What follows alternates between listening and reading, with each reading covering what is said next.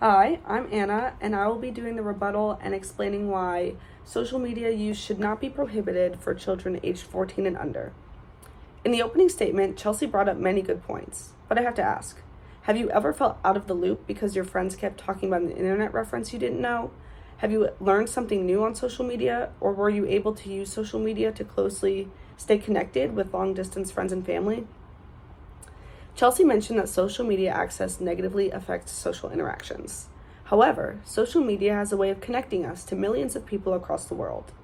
While this might seem overwhelming at first, I believe it actually brings us closer together with many different communities that we would never be able to interact with in person.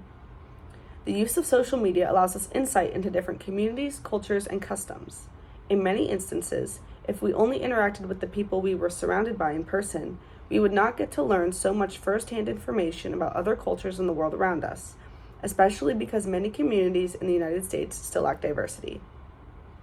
As for children aged 14 and under, if we prohibit them access to social media, we are shrinking their worldview and decreasing the amount they will learn about others who are not like them. It is important that as kids grow and develop, they learn about other cultures. While this learning may happen in a classroom setting, I believe interactions on social media allow young students personal interactions that textbooks and lectures cannot provide. Also, social media positively affects social interactions because it allows people to stay connected with friends and family who may be far away. In today's day and age, everyone is on social media. It's part of the norm for most of society, including young kids.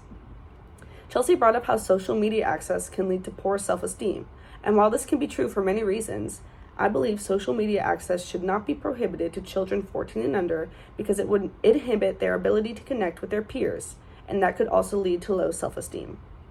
Social media can actually be used to boost friendships, and friendships are important in increasing self-esteem. According to a survey done by Common Sense Media, 52% of teens felt that social media improved their friendships, while only 4% said it harmed them. Also, according to a study, 30% of social media users felt it increased their confidence and made them more outgoing. Technology is becoming an increasingly bigger part of our lives, and children under the age of 14 should be able to use its benefits to strengthen friendships and increase self-esteem as a result of these friendships. According to a published journal, social media can provide a positive community and connection to others who share identities and interests, and it can provide a safe space for self-expression.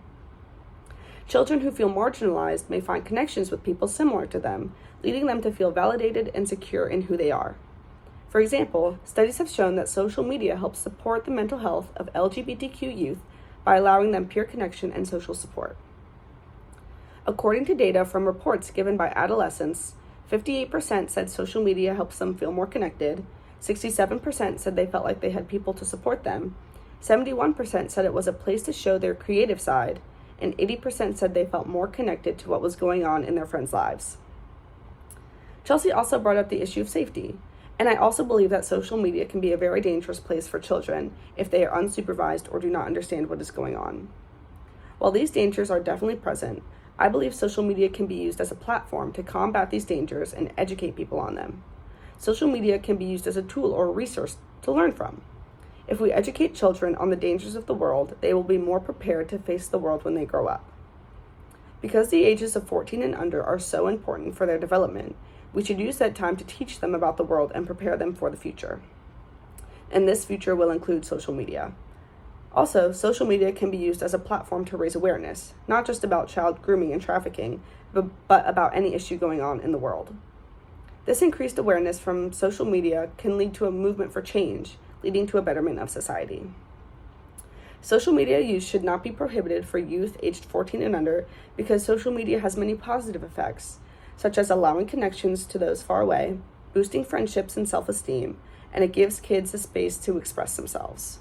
Social media is so prevalent in society, we should embrace it and use it as an educational and influential tool for our youth.